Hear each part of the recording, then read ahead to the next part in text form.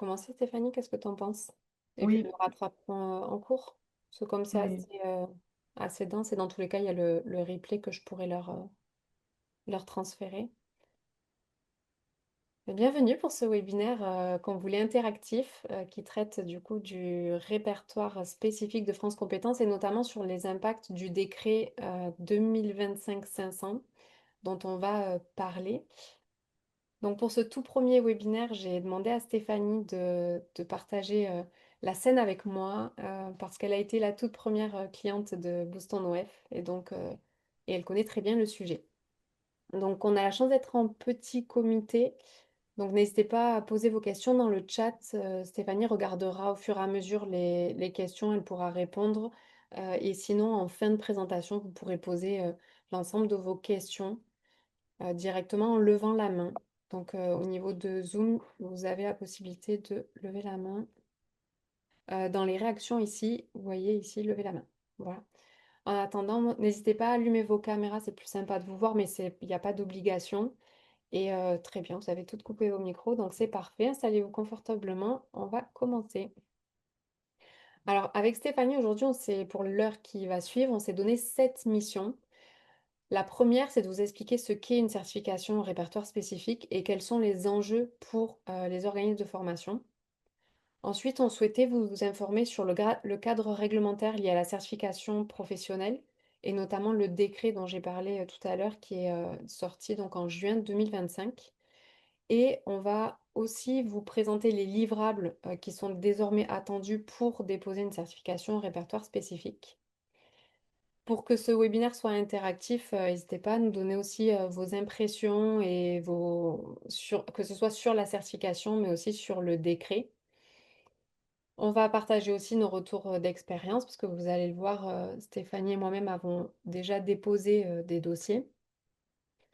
Et si l'aventure du RS vous tente, on vous finira un plan concret pour vous aider, parce que parfois on ne sait pas par où commencer, ni comment s'organiser. Et voilà, donc on va parler de tout cela. Et enfin, la dernière mission, ben, c'est de discuter aussi de nos accompagnements à la fin, comment on peut vous aider dans tout ceci. Donc pour commencer, donc on va se présenter, Stéphanie et moi-même, on va parler de la certification, des enjeux, du dépôt. Ensuite, on verra comment aller à l'assertif, comme je l'ai dit, et on va donc commencer par la présentation. Donc pour ma part, je suis Jennifer, j'ai un parcours un peu atypique parce que j'ai pas toujours travaillé dans la formation. Je suis ingénieure et je faisais de la gestion de projet pour Airbus à Toulouse. Après, je suis montée dans le nord pour travailler pour Naval Group à Cherbourg. Et depuis 2015, en parallèle de mon travail d'ingénieur, on a créé avec mon mari une première société, une salle de sport à Toulouse, et on a créé un organisme de formation en 2019 qui s'appelle Sport Performance Formation. Donc on est Calliope depuis 2021 et on a eu l'accord pour une certification au répertoire spécifique en janvier 2025, donc en ce début d'année. Donc on est un tout nouvel organisme certificateur. Et en 2023, j'ai décidé d'arrêter de travailler en tant qu'ingénieur et j'ai repris mes études pour faire un master 1, un master 2 en e-formation et environnement numérique. Tout ça pour devenir ingénieur pédagogique et me consacrer vraiment à la formation. Et de là est née l'idée de créer Boost on OF en 2025. Donc je l'ai créé en tout début d'année pour accompagner des organismes de formation et des formateurs, que ce soit sur l'organisation, la structuration de leur organisme de formation, mais aussi les aider à concevoir des formations en e-learning, par exemple. Et je vais laisser à présent Stéphanie se présenter. Donc, bonjour à toutes et tous. Il y a quelques messieurs parmi nous. Je m'appelle Stéphanie Joncarde, j'aime la paperasse. J'ai un parcours aussi un petit peu atypique dans le sens où je viens de l'administration et donc je ne me destinais pas à la base à la formation. J'ai été inspectrice des impôts donc, pendant 9 ans, toujours spécialisée dans la fiscalité des entreprises et c'est comme ça que petit à petit, je suis arrivée à la formation pour accompagner donc principalement les micro-entrepreneurs sur toute la partie administrative, donc pour la création et la gestion d'entreprise. Donc, c'est une activité que j'ai depuis 2019 et dès le début, je suis entrée dans le parcours vraiment organisme de formation, donc obtenir le fameux NDA, la toute première étape, dont on va parler d'ailleurs un petit peu dans le parcours. Et certifié Calliope depuis 2021. Donc, je n'ai pas mis toutes les étapes, mais entre-temps, j'avais déjà d'autres certifications. Et en fait, donc, j'ai fait le choix de rentrer vraiment dans le bain et avec nouvelle étape en 2025 avec la certification professionnelle. Et c'est dans ce cadre-là, du coup, qu'on s'est rencontrés avec Stéphanie et qu'on a beaucoup échangé.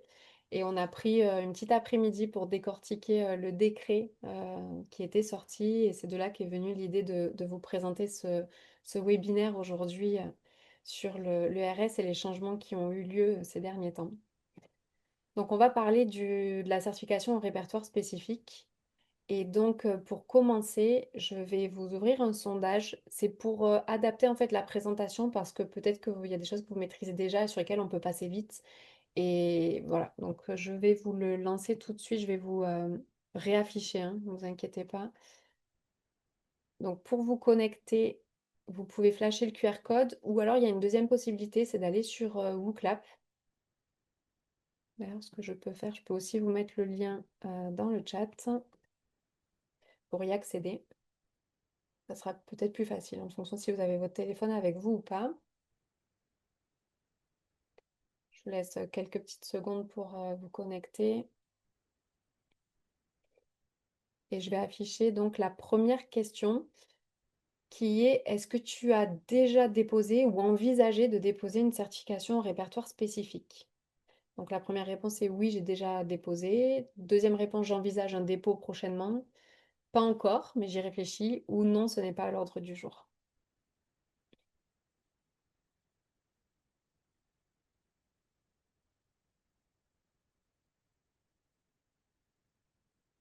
Donc pour l'instant, c'est des projets qui sont dans vos têtes, mais pas encore réfléchis ou tout juste réfléchis. Ça mûrit. Bah, ça te demande quand même une grande réflexion de se lancer dans ce projet-là, comme on va le voir, hein. Si jamais vous avez des difficultés, n'hésitez pas à mettre votre réponse dans le chat, hein.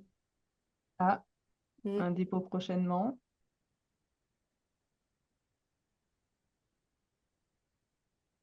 Là, vous m'aidez pas trop à trancher si je dois aller vite sur certains sujets ou pas, hein. C'est kiff-kiff.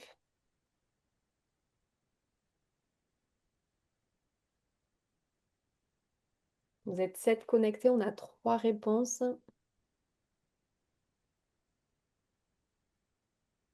En même temps, ça peut changer vite, hein. Oui, peut-être qu'à la fin de la présentation, vous allez vouloir déposer et basculer d'une catégorie à l'autre, il n'y a pas de souci. Du coup, je vais lancer la deuxième question.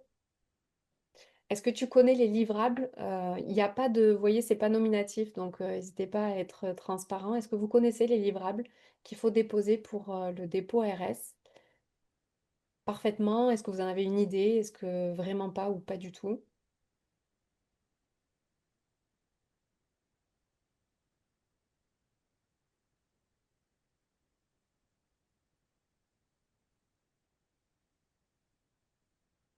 Tu pourras revenir après sur la première question pour voir les Oui, résultats. oui, Tout le monde n'avait pas encore participé.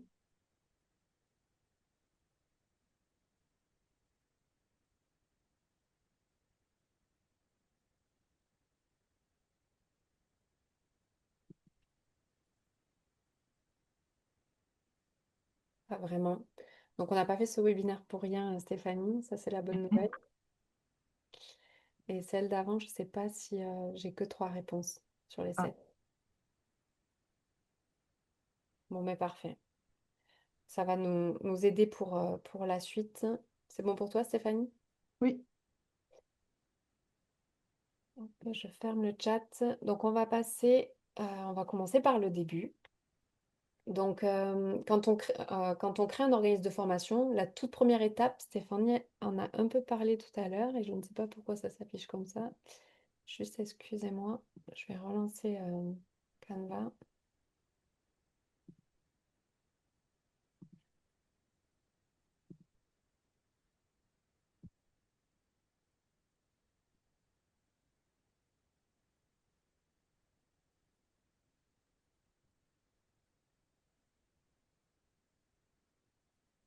En espérant que ça s'affiche mieux. Donc la Ouais, toute non, c'est première bon. étape, je vous disais quand on crée un organisme de formation, c'est d'avoir son NDA. Donc ça permet de pouvoir exercer et de pouvoir former en tant qu'organisme de formation ou formateur. Ensuite, quand on veut aller plus loin, l'étape d'après, ça va être d'avoir son financement Calliope. Alors, il y a plus, c'est pas l'objectif de ce webinaire, mais il y a plusieurs intérêts à avoir Calliope. Le premier, généralement, pourquoi on franchit cette étape-là, c'est parce qu'on veut permettre aux organismes de formation d'avoir accès à des financements publics. Donc des financements via les OPCO, via France Travail, les FAF, les régions. Mais Calliope, c'est une reconnaissance officielle de votre organisme de formation. Ça permet d'asseoir sa crédibilité et souvent quand il y a deux organismes de formation qui sont concurrents et que un a Calliope et pas l'autre, ben, l'apprenant aura plus confiance en celui qui a Calliope. Et à mon sens, le principal avantage de Calliope, c'est de structurer son organisme de formation. Donc c'est vrai que si vous arrivez à répondre aux 32 critères de Calliope, vous cochez toutes les cases d'un organisme de formation qui est structuré, qui a des processus, qui va du coup mieux s'organiser et ce qui va satisfaire les apprenants et toutes les parties prenantes. Donc que ce soit les financeurs, les employeurs, les apprenants. Et qui dit satisfaction dit aussi que vous allez avoir des recommandations et donc c'est un vrai levier de développement pour accroître votre chiffre d'affaires et faire grandir votre entreprise. Et une fois qu'on a Calliope, on peut se demander ben, comment je peux aller encore plus loin dans mon organisme de formation. Et pour aller encore plus loin, ben, on peut accéder au financement via le CPF, donc sur la plateforme Mon compte formation. Donc on va vous en parler un petit peu. Le CPF, c'est un compte individuel qui permet de se former tout au long de la vie. Donc il est pour les actifs et il y a 500 euros qui sont mis par an jusqu'à un maximum de 5000 euros. Et pour les moins diplômés, donc en dessous du bac, c'est 800 euros par an jusqu'à 8000 euros. Il est donc accessible à tous les actifs dès 16 ans. Alors quand il y a de l'apprentissage, ça peut être 15 ans. Et ça permet de financer des formations, mais pas toutes les formations. En fait, ça permet de financer des formations qui sont dites certifiantes. Donc, on va voir après qui sont au répertoire national spécifique répertoire national des certifications professionnelles ou au répertoire spécifique. Ça permet aussi de financer des VAE, des bilans de compétences et aussi dans certains cas le permis de conduire. Il est hyper simple à utiliser. Je ne sais pas si vous l'avez déjà fait pour vous en tant qu'apprenant, mais on se connecte sur la plateforme moncompteformation.gouv.fr. On a accès, on voit le crédit qu'on a, on a accès aux différentes formations qui sont éligibles. Et donc on peut demander un devis à l'organisme de formation pour faire financer la formation. Et si le solde il est insuffisant, on a le moyen de compléter et de faire des cofinancements. Donc, compléter via l'employeur, via des opérateurs de compétences, via la région, France Travail, ou faire un complément personnel. Et donc, pour accéder à ce CPF-là, il y a deux façons de faire. Donc, on va revenir un peu plus en détail sur l'une des deux façons. Mais la première façon de faire, c'est de devenir partenaire. Donc cette première solution, c'est on a déjà un organisme certificateur qui est référencé et qui a déjà déposé sa certification et on va aller le contacter, on va lui dire, ben voilà, je donne une formation sur la même thématique que ta certification. Est-ce que tu serais d'accord de me louer la certification? Et souvent, voilà, il y a des droits d'entrée, alors ça dépend des entreprises, mais on paye par exemple, je dis n'importe quoi, mais 200 euros par apprenant à l'organisme certificateur pour pouvoir utiliser sa certification. L'avantage que ça a, c'est que c'est assez rapide. Si ça existe, que vous avez la formation, qu'il y a une certification qui existe déjà dans le répertoire spécifique, ben, c'est très rapide. Il y a des inconvénients à ça, c'est qu'on dépend d'un partenaire et que s'il perd la certification, ben, on la perd aussi par extension. Et donc, il y a une autre façon de faire, c'est de déposer soi-même sa propre certification pour faire reconnaître sa formation et qu'elle devient une formation certifiante. Et donc, il faut dans ce cas-là déposer une certification auprès de France Compétences, comme on va le voir après. Depuis le début du webinaire, je vous ai parlé à plusieurs reprises de certification, mais j'aimerais avant qu'on définisse exactement ce que c'est, que vous me disiez quels sont les mots qui vous passent par l'esprit quand on vous dit certification. Donc, vous allez pouvoir flasher le QR code, je vais réafficher. J'ai la barre zoom qui me gêne.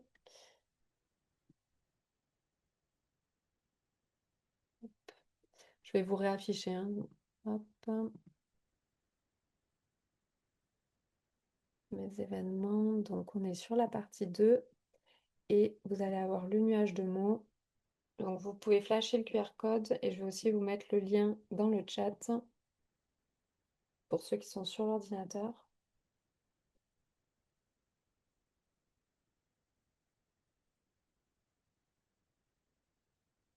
Je vais le faire aussi.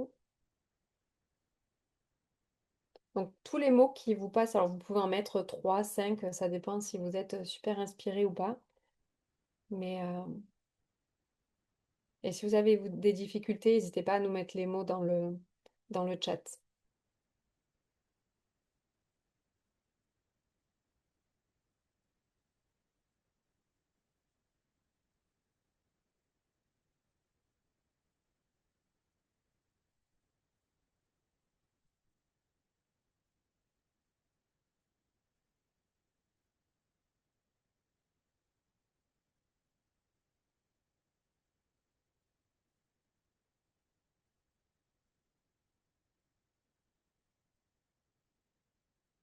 Il y a déjà des petits nuages de mots qui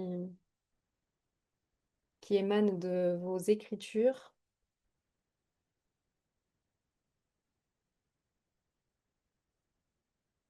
Je vous laisse encore une minute pour écrire des mots et après on va débriefer du nuage.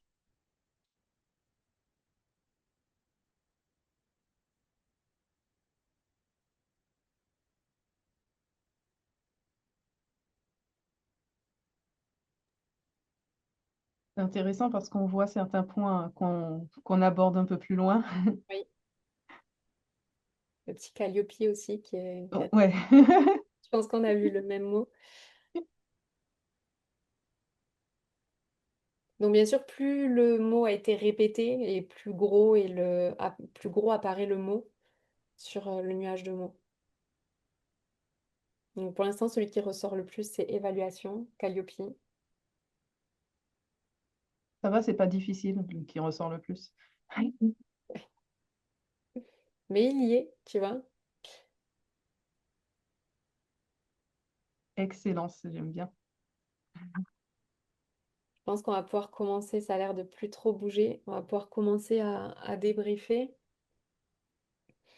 Donc le premier mot qui est ressorti, c'est le mot Calliope.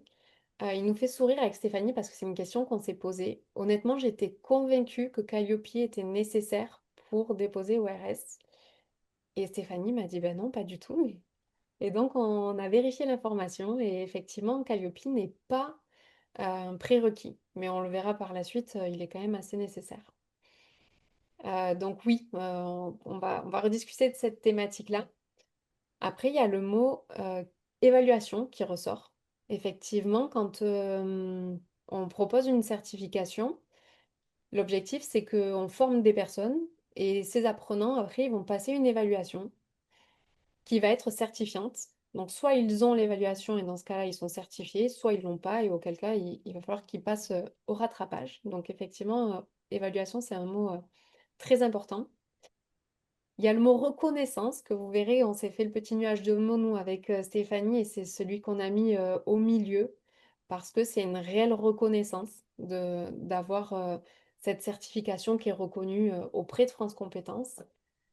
C'est une reconnaissance en tant qu'organisme de formation de se dire qu'on fait quand même du bon boulot.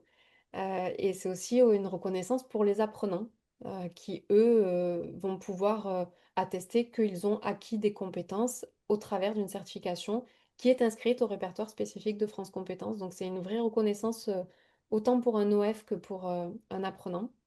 Donc il y a cette idée voilà, de reconnu aussi qui recoupe avec reconnaissance. Objectif pédagogique, c'est vrai qu'on le voit plus dans le cadre, tu me dis, hein, Stéphanie, si tu n'es pas d'accord avec moi, mais dans le cadre de la formation, quand on va parler de certification, on va plutôt parler de compétences qu'on voit en haut du nuage de mots.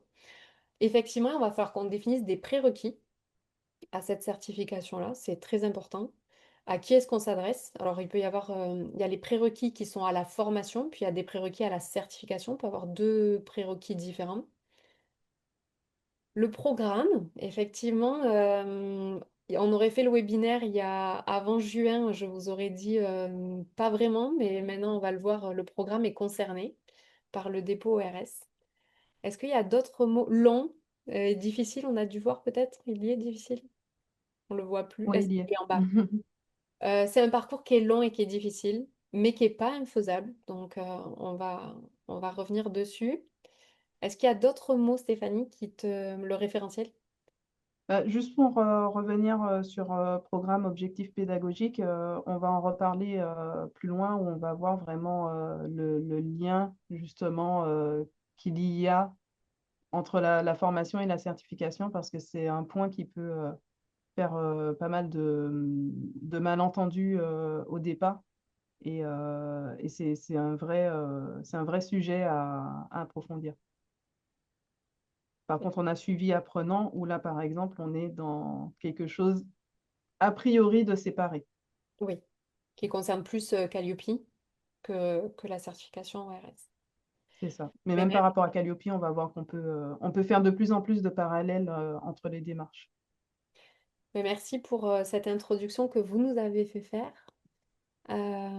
C'était très intéressant de partir de votre avis à vous avant d'enchaîner sur les concepts plus théoriques de France Compétences. Alors, on avait fait le nuage de mots avec Stéphanie. Vous voyez, il y a des mots qui réapparaissent. Il y a France Compétences que j'ai pas vu, mais on va revenir dessus après. Il y a le fait que ça permet d'asseoir sa crédibilité. Il y a le jury, parce que qui dit évaluation dit que ben, il y a un jury pour évaluer. Et développement aussi, je ne l'ai pas forcément vu, mais sinon vous avez été plus inspirés que nous.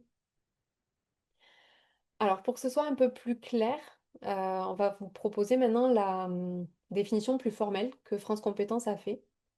Donc depuis tout à l'heure on parle de certification, mais on parle bien de certification professionnelle. Et il y a deux types de certification professionnelle. Donc, il y a celles qui attestent des compétences et connaissances professionnelles qui sont requises pour exercer un métier. Donc, pour simplifier, on peut dire que ce sont les certifications qui forment à un métier et pour lequel on va délivrer un diplôme. Donc, par exemple, le diplôme d'électricien, de coiffeur. Et ces certifications-là, elles sont enregistrées au répertoire national des certifications professionnelles, RNCP. Et dans ce cas, les diplômes sont délivrés donc par l'État, les organismes publics, des branches professionnelles, mais aussi à certains organismes de formation privée qui arrivent à avoir des certifications à ce répertoire-là.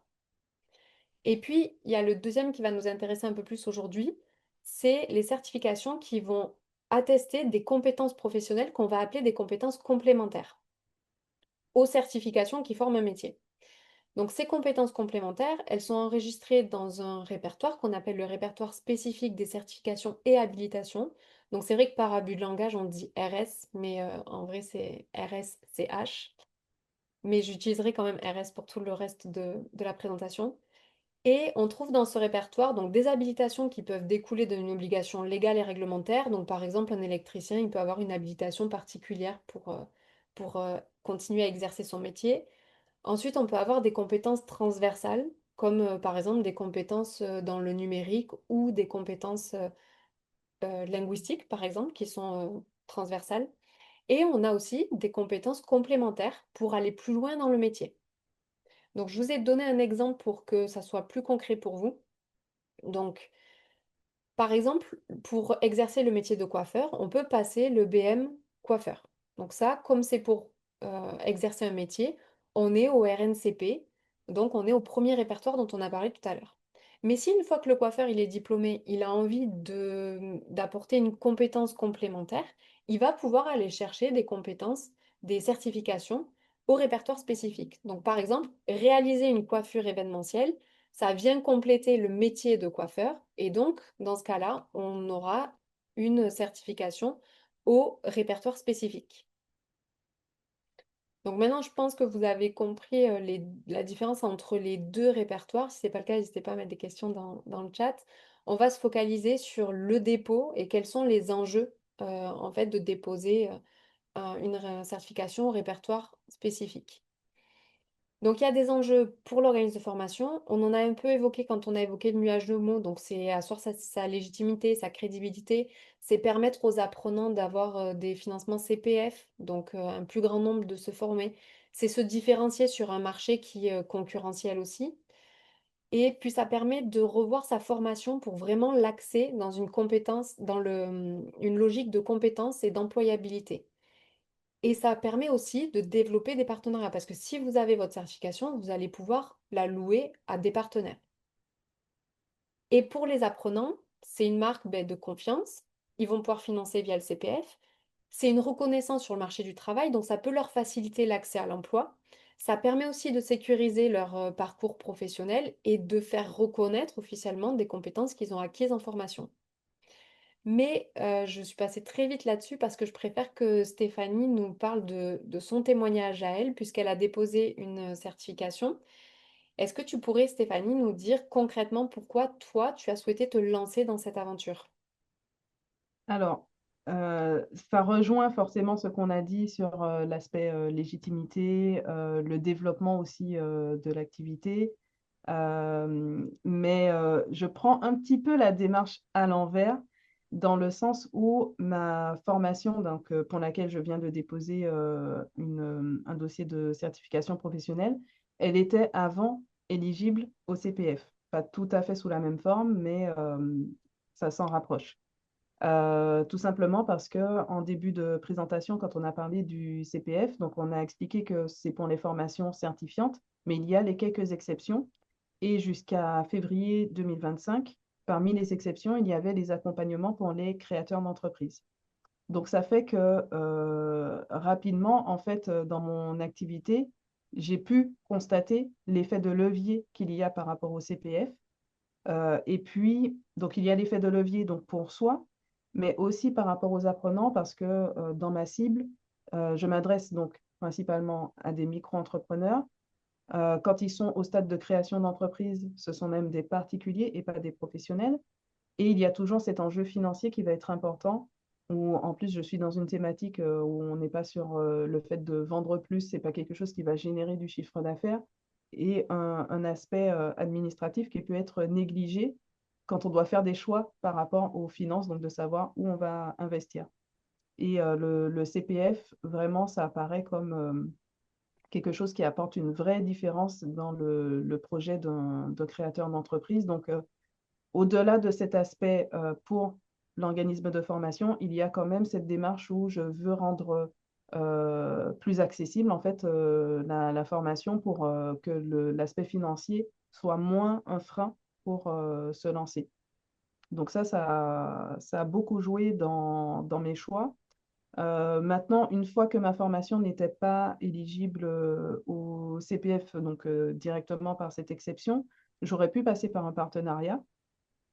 Mais un partenariat, ça veut dire qu'il y a cette contrainte financière, donc des frais sur chaque dossier, mais il y a aussi la contrainte pratique, c'est-à-dire que vous ne maîtrisez pas du tout les process. Les process, ils sont imposés par quelqu'un pour vous dire, ben voilà le cadre, voilà exactement vers quoi il faut aller, voilà comment ça va se dérouler. Donc, il y a le risque, effectivement, donc si le partenaire en question perd sa certification, mais il y a aussi l'enjeu au quotidien, exactement comme pour Calliope, où on a parfois intérêt, même si on est un petit organisme de formation, à se lancer soi-même dans les démarches simplement pour avoir une maîtrise de l'ensemble du système. C'est vrai que Donc, nous, par exemple, là, on a fait une petite promotion, donc on a fait deux promotions pour l'instant. Et là, sur les apprenants, donc on en a 9 sur la formation qu'on a débutée en septembre. Sur les 9, j'en ai 8 qui sont passés par le CPF. Donc c'est pour vous montrer un peu le ratio. mm.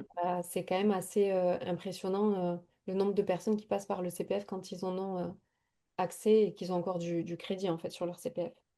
De toute façon, c'est souvent la première question qui revient, hein. Oui. Surtout quand on parle de financement et puis de l'extérieur, on ne sait pas forcément, on met tous les financements ensemble.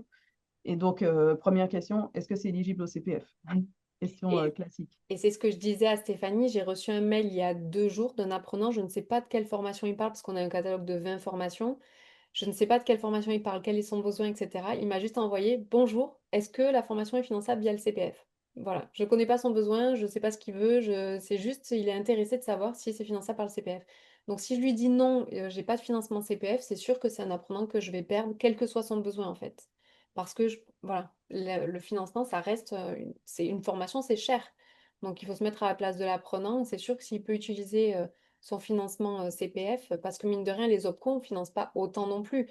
Nous, sur les demandes, les OPCO, par exemple, ceux qui passent par la FIFPL, généralement, ils ont dans les 300-500 en fonction de la formation, des modalités, etc. Mais si la formation, elle vaut 2 000 €, ça demande quand même un effort de sortir 1 500 €. Donc c'est vrai que ça peut être un frein. Donc merci Stéphanie pour ce témoignage.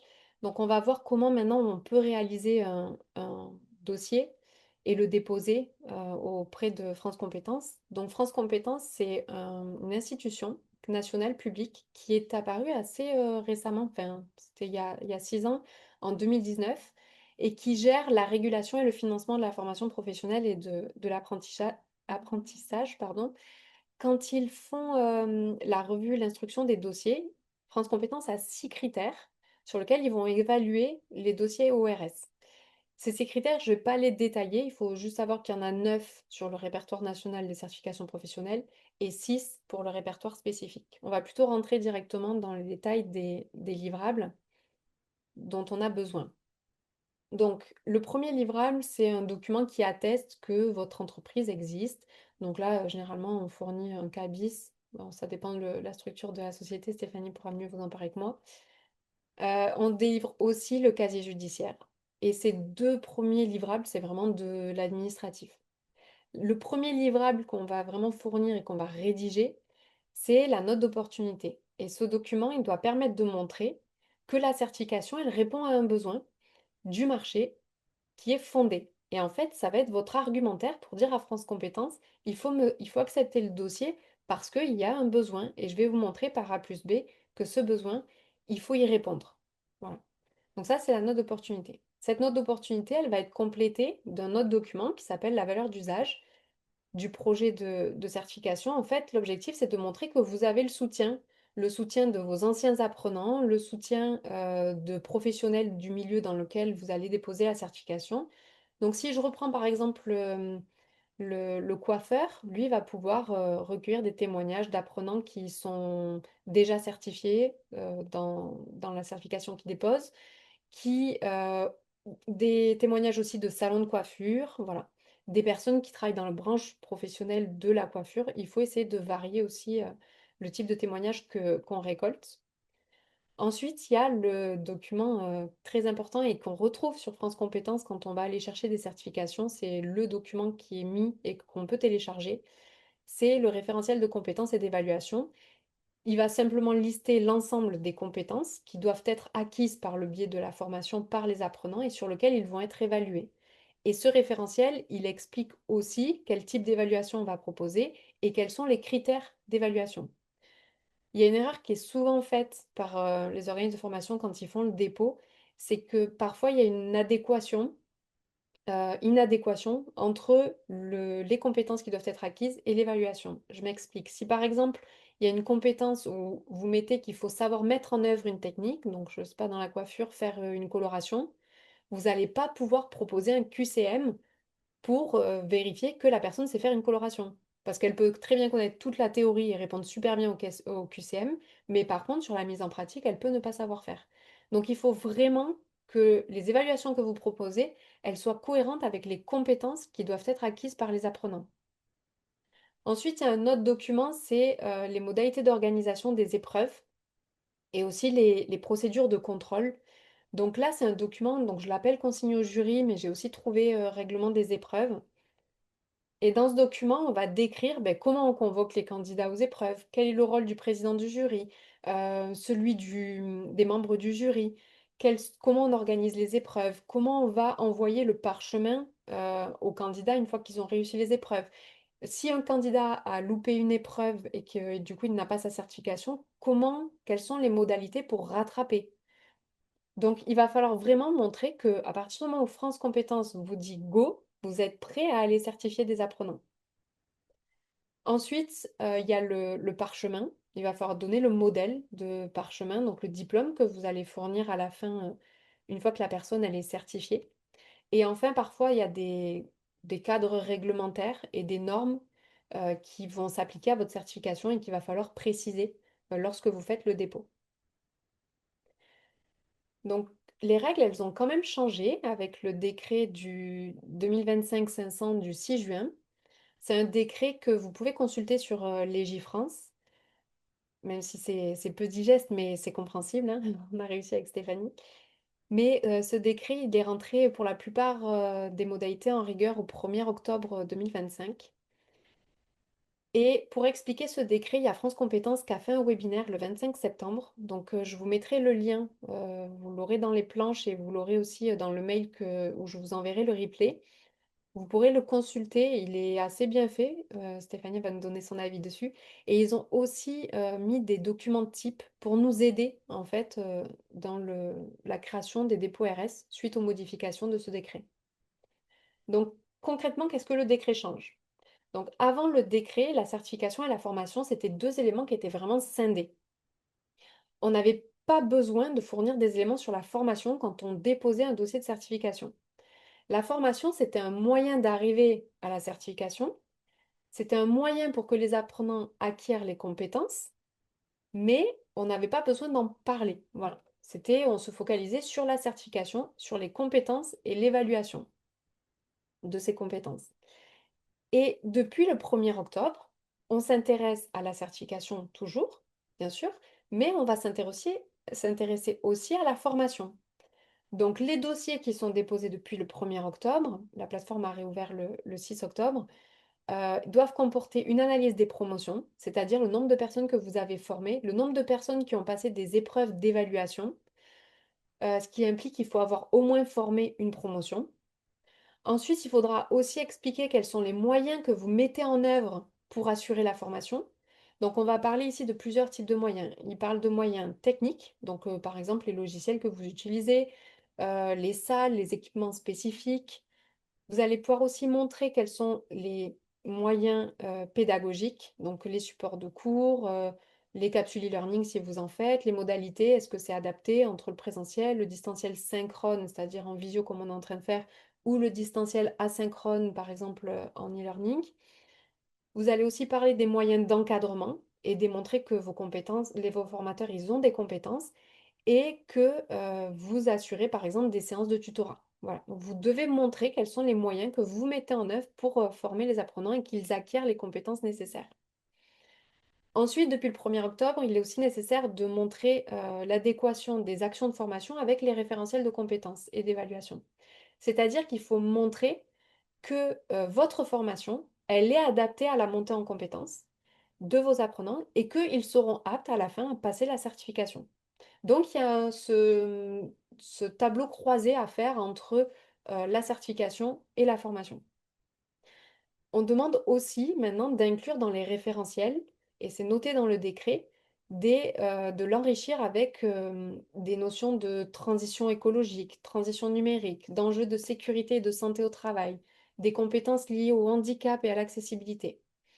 Et même si, dans votre cas, par exemple, la transition numérique, je prends toujours cet exemple du coiffeur, mais par exemple, si on pense que la transition numérique, elle n'est pas applicable dans ce cas-là, il va falloir expliquer, et ça, ils l'ont précisé sur le webinaire du 25 septembre, il va falloir expliquer pourquoi vous considérez que vous n'êtes pas concerné par cette transition numérique. Donc, ça rajoute des éléments et aussi ce décret, ce qu'il fait, c'est qu'il durcit les règles et notamment les tentatives de fraude. Donc, à partir de maintenant, s'il y a donc un manquement grave qui est repéré, comme manquement grave, on peut penser à fausse déclaration sur les données d'insertion. Vous dites que vous avez formé 10 apprenants alors que vous en avez formé que 2, par exemple. Ou si alors vous faites le plagiat d'un référentiel qui est déjà existant, parce qu'on n'a pas le droit de prendre un référentiel déjà existant et de le copier-coller. Il faut montrer qu'on fait un référentiel qui se distingue par quelque chose du référentiel existant. Je prends souvent l'exemple du Pilates. Il y a plusieurs certifications, par exemple, animer des séances de Pilates, animer une séance de Pilates. Mais quand on regarde les référentiels, ils sont différents, même si sur le fond, c'est à peu près similaire. c'est pas tourné exactement de la même façon. Donc, il y a ce manquement grave, du coup, ça entraîne qu'il y a un refus immédiat. Ça va pas jusqu'en instruction. Le dossier sera pas instruit. Ensuite, vous avez un focus qui est fait sur les partenaires, qu'il n'y avait pas avant. C'est comment vous allez habiliter vos partenaires, comment vous allez contrôler que vos partenaires, ils font les choses correctement, ils déploient la certification correctement. Et donc, vous pouvez par exemple fournir la convention de partenariat et aussi expliquer ben, comment ça fonctionne et quels sont vos processus de contrôle. Et enfin, il y a aussi cet aspect de s'il y a 3 refus, là on pouvait déposer autant qu'on souhaitait. Là, à partir de 3 refus, il faudra attendre 1 an avant de pouvoir redéposer un dossier. Donc il y a quand même un avant et un après ce décret. Et Stéphanie, toi qui l'as vécu, donc tu as déposé avant le 1er octobre parce que tu savais que ça allait impliquer beaucoup plus d'administratif. Mais est-ce que tu peux nous donner ton avis du coup sur à la fois le décret et puis cette présentation du webinaire du 25 septembre auquel tu as assisté? Alors, par rapport au décret d'abord, euh, on- au décret, on l'a abordé, ça a été abordé pendant le webinaire, que les critères en eux-mêmes ne changent pas. Globalement, on est sur les mêmes critères, mais dans les modalités, on a quand même la sensation que c'est renforcé au niveau des exigences. Ça oblige à aller un petit peu plus loin. Mais le webinaire était quand même assez rassurant là-dessus dans la manière dont c'était abordé. On a quand même l'impression que plusieurs fois, on est revenu sur l'idée d'être transparent dans sa démarche. Et ce que j'ai apprécié dans la manière dont c'est présenté, c'est un peu la vision que je vais avoir de Calliope que oui, ça rajoute des contraintes, ça, on va pas se mentir, hein, c'est du travail, ce sont des contraintes, ce sont des obligations de suivi et de gestion au quotidien, parce que c'est pas tout d'obtenir la certification ou Calliope, hein. Il y a l'après, où il faut faire vivre sa certification et avoir un vrai suivi en place. Mais tout ça, ça peut aussi être vu sous l'angle de quelque chose de plus structuré, de plus professionnel, parce que ça oblige à aller plus loin aussi dans la manière dont on travaille, d'aller analyser ce qu'on fait. Et ce décret, il va aussi un petit peu dans ce sens avec même les points qui sont rajoutés dans les référentiels, comme l'accessibilité. Ben oui, on voit bien que la question du handicap prend de plus en plus de place dans tous les aspects. Et quelque part, on se dit, ben, tant mieux que ce soit plus pris en compte. Et ça oblige en fait à avoir cette réflexion, à savoir où est-ce qu'on va dans cette direction, où est-ce qu'on peut aller un petit peu plus loin dans ce sens. Et ce qui ressort aussi, notamment par le document, donc quand vous le consulterez, vous verrez que c'est assez détaillé par rapport à la note d'opportunité, par exemple, avec vraiment, avant, on savait très bien la note d'opportunité, bah, OK, c'est pour démontrer qu'il y a un besoin par rapport au marché du travail. Bon, voilà, à partir de là, c'est un petit peu débrouillez-vous, on creuse un petit peu pour savoir, OK, dans quel sens on doit partir, comment on argumente. Et là, on a quand même quelque chose d'assez structuré avec différentes parties qui nous mènent à cette démonstration. Donc, c'est même un point sur lequel j'ai pu bloquer et que le webinaire et puis le fait qu'il y ait ces documents donc pour aider, donc voilà, le fameux document, euh, quelque part, ça m'a débloqué parce que ça donne cette structure. Et quand on creuse, on se rend compte que certains points où on se dit, ah là, on a encore ajouté quelque chose, ben, en fait, ce sont des choses qu'on fait déjà. Parce que certains points, ben, on prend simplement le travail qu'on a déjà fait pour Calliope, où on a déjà cette question de process, on a déjà tous les questionnements derrière de savoir comment on va s'organiser, qu'est-ce qu'on fait et pourquoi on le fait. Et là, ça nous offre quelque part l'espace pour donner du sens à la démarche. Et ça aussi, ça a été souligné que on a par exemple les données chiffrées qu'on doit ajouter. Donc ça, c'est une des grandes nouveautés d'avoir ces données chiffrées dans le répertoire spécifique. Ben, c'est pas juste un tableau. C'est pas juste on donne des chiffres et ça s'arrête là. Derrière, on doit expliquer ces chiffres, on doit donner du contexte. Alors, on peut le voir comme une contrainte, mais on peut aussi le voir comme une occasion d'expliquer, bah, OK, là, j'ai peut-être moins de personnes, mais voilà le contexte, voilà pourquoi. Et tout de suite, ça prend un autre sens. Et eux, ça leur permet aussi d'apporter une autre analyse parce que parfois, bah, ça sera tout à fait normal d'avoir une certification où il va y avoir peu de certifiés parce que c'est quelque chose de très pointu, un métier spécifique. Et donc, ça apporte des éléments complémentaires. Donc, C'est c'est un vrai. peu, on est toujours un peu partagé hein, avec des plus et des moins, mais je trouve qu'il y a quand même quelque chose d'intéressant à prendre dans ces changements. C'est vrai que sur le webinaire du 25 septembre, ils ont beaucoup insisté sur l'honnêteté, de dire, voilà, ben, si vous avez formé deux personnes, ben, pourquoi vous avez formé deux personnes, ne mettez pas juste deux dans un tableau. Allez nous expliquer pourquoi, est-ce que vous comptez en former plus, quel est votre plan. Donc c'est vrai ils ont vraiment axé sur le fait que les dossiers doivent être ben, humanisés et pas juste ChatGPT, voilà, donne-moi des moyens euh, pédagogiques, des moyens techniques, des moyens d'encadrement. Vraiment, il faut aller leur expliquer quel est le projet, comment on va le mener, etc. Et pour donner un exemple, avant qu'on dépose, moi, j'avais pas du tout réfléchi à la question de partenariat, parce que le but, c'était que on forme, nous, les apprenants. Et donc, c'est vrai que j'ai pas du tout anticipé la convention de partenariat, etc. Aujourd'hui, il faut l'anticiper. Et justement, ce décret aide à l'anticiper. Mais c'est vrai que nous, quand on a eu la certification, mais c'est du travail que j'ai dû faire, mais a posteriori. Et ça m'a fait quand même perdre du temps. Si je l'avais anticipé, ça m'aurait permis de passer du temps à faire autre chose une fois qu'on a la certif, parce qu'il y a quand même un après, hein, une fois qu'on a obtenu la certification, comme l'a dit Stéphanie. Donc c'est vrai que c'est du travail que, par exemple, sur les habilitations, les partenariats, etc., que dans tous les cas, vous aurez fait, mais a posteriori peut-être. Et là, ça vous permet d'anticiper. Donc, on peut voir du positif comme du négatif, hein, mais de toute façon, on n'a pas trop de choix sur la façon de mener et de déposer le dossier maintenant. Donc il faut accepter et voir le côté positif de ces nouveautés, quoi. Merci Stéphanie pour ton retour. Du coup, comme maintenant vous connaissez les clés de ce décret, on va voir quel est le chemin pour obtenir la certification et est-ce que ça vaut vraiment le coup? C'est vraiment la question qu'on se pose, est-ce que ça vaut le coup? Donc, la planche là qu'on a faite avec Stéphanie, elle est strictement personnelle, c'est notre avis. Est-ce que je suis prêt ou pas à me lancer? C'est les critères qu'on pense qu'il faut avoir pour se considérer prêt à se lancer. Mais voilà, quelqu'un d'autre ferait peut-être une planche différente. Donc pour nous, même si on l'a dit, Calliope n'est pas obligatoire pour déposer. Le problème, c'est que si vous déposez et que vous n'avez pas Calliope et que vous avez l'accord de France Compétences, votre certification elle est validée. À partir du moment où vous allez vouloir la mettre sur le compte, mon compte formation, il va vous falloir Calliope. Donc à un moment donné, vous serez bloqué. Donc autant avoir Calliope dès le départ, avant de se lancer.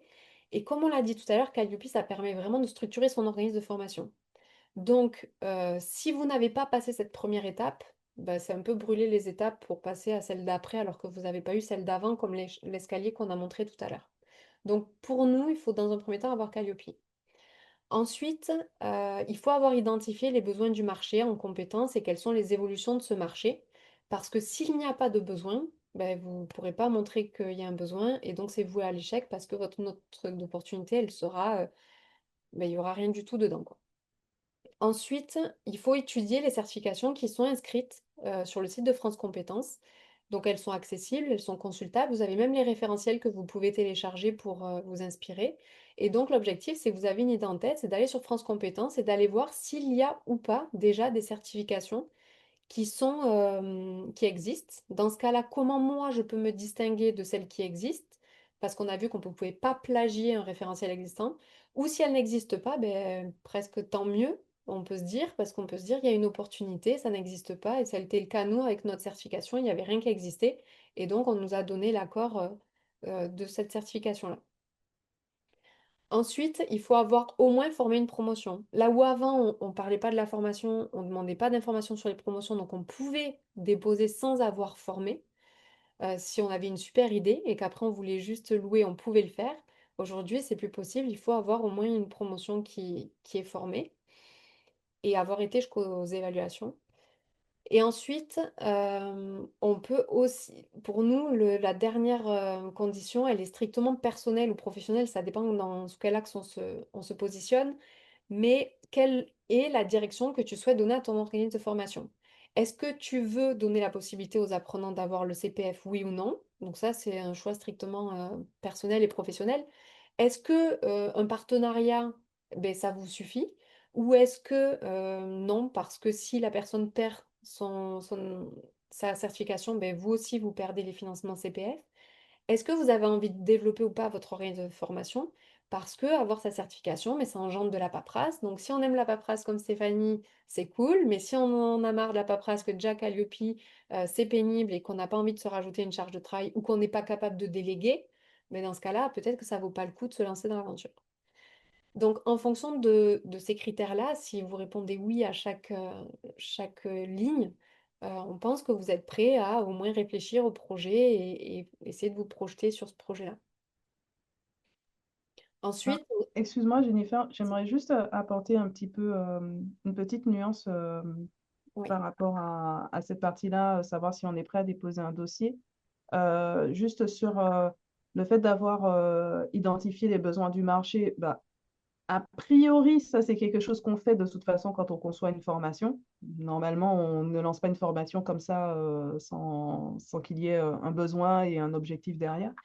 Et sur le fait d'avoir étudié des certifications existantes parce qu'on va chercher à se distinguer, j'aimerais juste préciser que ça, c'est quand même un travail qui peut être approfondi dans la démarche une fois qu'on se lance. Parce qu'on peut se dire au départ, mais c'est bon, de toute façon, ça existe déjà un petit peu, tout a été fait et ben, moi, je ne vois pas ce que je vais apporter de plus. Et finalement, en creusant entre la formation qu'on propose déjà, bah, quelles sont les spécificités qu'on apporte, quel est l'angle peut-être un petit peu différent. En tout cas, on a toujours quelque chose à apporter qui peut être un élément de différenciation. Et puis, aussi par rapport à ce qu'on observe, par rapport aux besoins, il y a peut-être des choses pour lesquelles on n'a pas creusé tant que ça quand on a conçu la formation. Et puis au fur et à mesure, quand on se penche vraiment dans l'étude du marché, quand on construit notamment la note d'opportunité, ou même le référentiel, quand on voit bah, quelles sont les compétences nécessaires, on peut se rendre compte qu'il y a quand même un petit peu encore des angles morts, des choses à approfondir, et qu'on va apporter à travers son projet de certification. Donc, ça, ce sont normalement des prérequis dans le sens où on est prêt effectivement à déposer son dossier, mais ça ne doit pas être pris comme vraiment enfin, mm, ouais, c'est ça, des freins où on se dit, bah non, là, c'est impossible d'y aller. On peut approfondir pendant qu'on va, ça peut valoir le coup de creuser. Voilà, c'est ce que je veux dire. oui, il y a des allers-retours et c'est ce qu'on voulait montrer aussi dans le planning. Donc là, parfois, on ne sait pas par quoi commencer, donc on vous a proposé un planning, mais voilà, il est à prendre avec des pincettes. Ça dépend toujours du nombre de ressources, c'est-à-dire de personnes qui travaillent sur le sujet, de l'expérience que vous avez, est-ce que c'est le premier dépôt ou pas, du temps que vous allez y consacrer. Là, on a considéré ce planning-là, c'est une personne qui travaille un jour ou deux par semaine et qui est accompagnée, qui pendant 8 semaines, voilà, va consacrer 1 à 2 journées par semaine. Donc, la première chose à faire, c'est effectivement l'étude d'opportunité. On pose le contexte, on voit quel est le besoin et ça prend quand même du temps d'aller chercher des sources fiables, etc. On va pouvoir aussi en parallèle, on a déjà une idée du référentiel de compétences, mais c'est vrai que comme dit Stéphanie, le contexte, la note d'opportunité, on va faire émerger des besoins et ces besoins-là, on va les traduire dans le référentiel de compétences. Donc, ça me semble assez difficile de finir le référentiel de compétences si on n'a pas fini l'étude d'opportunité. Donc, c'est pour ça qu'elles se font en parallèle et il y a des allers-retours en fait. Ensuite, la valeur d'usage, elle peut être faite après l'étude d'opportunité au niveau de la charge de travail. On va venir récolter les témoignages, etc.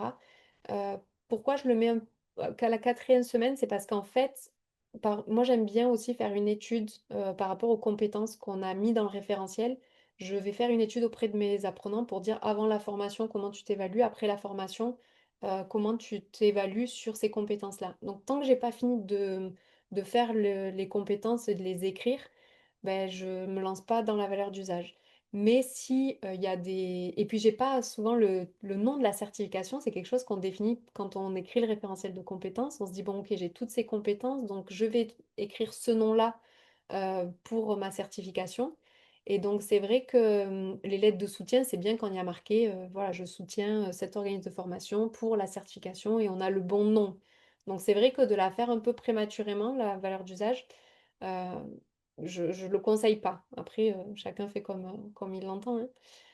Ensuite, tout ce qui est donc les consignes au jury et le PV au jury, c'est juste la liste des compétences validées, pas validées. Et la signature du jury, c'est quelque chose que j'aime bien mettre aussi en annexe. En fait, on a la possibilité de mettre des pièces complémentaires, donc je le mets dans les pièces complémentaires. Et les consignes au jury, pourquoi je le mets sur la fin du référentiel de compétences? Parce qu'en fait, vous devez d'abord définir vos compétences, comment vous allez les évaluer, et à partir du moment où vous avez l'évaluation, vous allez pouvoir finaliser et écrire les consignes au jury. Si vous n'avez pas fini votre référentiel de compétences et d'évaluation, c'est difficile de finir les consignes au jury parce que vous ne savez pas comment vous allez les évaluer. Et après, bon, le livrable le plus cool à faire, hein, je pense qu'on est d'accord, c'est le parchemin. C'est le certificat qu'on donne aux apprenants. Et celui-là, alors je le fais généralement à la fin, mais toujours pour cette histoire de nom, il me faut le bon nom de la certification qui va être dedans, etc. Donc c'est un peu la petite cerise sur le gâteau avant de se lancer dans le dépôt. Est-ce que toi, Stéphanie, tu t'es organisée différemment ou pas? Parce que j'ai aidé Stéphanie dans le dépôt, mais après, c'est elle qui a tout fait. Donc, est-ce que tu t'es organisée différemment?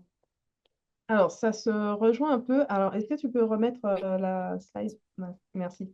Dans l'organisation globale, ça se rejoint avec la particularité bah, que, bon, déjà, comme tout projet, hein, on se lance et puis parfois on peut se décourager et on reprend. Donc, moi, j'ai été en plein dedans. Et sauf que je n'avais pas prévu qu'il y ait ce décret du 6 juin. Et donc, j'ai dû accélérer sur le dépôt parce que sinon, il me manquait certains éléments pour déposer en 2025. J'aurais dû décaler de plusieurs mois. Donc, j'ai fait en sorte de déposer au 30 septembre, mais ça a quand même impacté mon dossier. Et donc, là, j'aime bien comment tu as placé par rapport à la valeur d'usage, par exemple.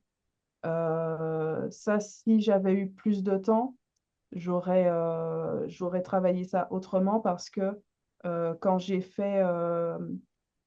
mené les enquêtes, je l'ai fait d'abord pour l'étude d'opportunité Mm. parce que ça permettait, et puis aussi le référentiel, mine de rien, ça m'a quand même aidé parce que j'avais besoin en fait de mettre en avant donc le besoin de mesurer bah, à quel point il était encore présent, peut-être chez certaines personnes plus que d'autres, etc. Donc d'affiner vraiment cette question du besoin et d'apporter des arguments supplémentaires dans l'étude d'opportunité. Et il aurait fallu une deuxième enquête, cette fois plus ciblée, vraiment orientée vers mes anciens apprenants pour mesurer vraiment l'impact des formations. Donc ça, évidemment, j'avais déjà quand même des éléments dans le cadre de la certification Calliope, mais j'aurais aimé m'appuyer sur quelque chose de beaucoup plus ciblé.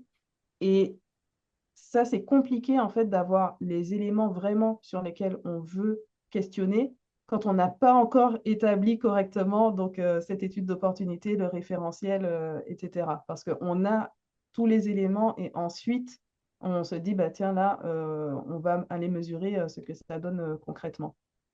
Donc, dans les étapes, je trouve intéressant au niveau de cette organisation, en sachant qu'après, on fait toujours des allers-retours de toute façon, on affine, on va dans un sens, on va dans l'autre.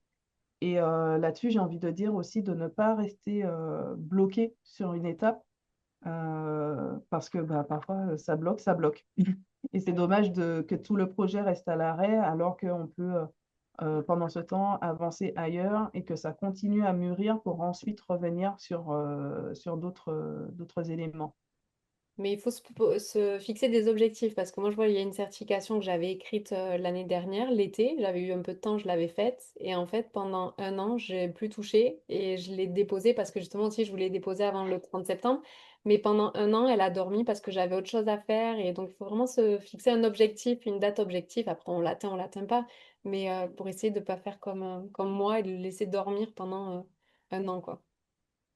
Mais merci Stéphanie pour ton retour. On arrive à la fin du webinaire. Je voulais juste vous parler donc au niveau des offres très rapidement. Donc moi, je propose des offres qui vont de la relecture d'un dossier si vous l'avez finalisé, à la séance de coaching, un livrable particulier, de la formation des assistantes qui veulent après pouvoir proposer cette prestation, ou alors la sous-traitance complète d'un dossier. Et Stéphanie, je te laisse parler de tes offres. Alors, donc j'ai dit au départ que j'accompagne les micro-entrepreneurs sur la partie administrative, c'est vrai, mais également j'ai accompagné pas mal d'organismes de formation sur cette partie structuration au niveau plus administratif, mais aussi démarche qualité, dans le sens où on met en place un cadre qui permette de suivre toutes ces obligations, de constituer les preuves au fur et à mesure, donc d'avoir un système qui fonctionne ensuite pour pérenniser sa démarche. Et donc par rapport à ça, c'est un accompagnement que je proposais jusqu'à 2025 et qui en principe était sur pause, mais dans le cadre de ce webinaire. Donc je propose, donc, si vous avez besoin de structurer cette partie-là, donc j'ai un accompagnement que je peux vous proposer dans ce sens. Du coup, je vous ai mis nos adresses mail professionnelles.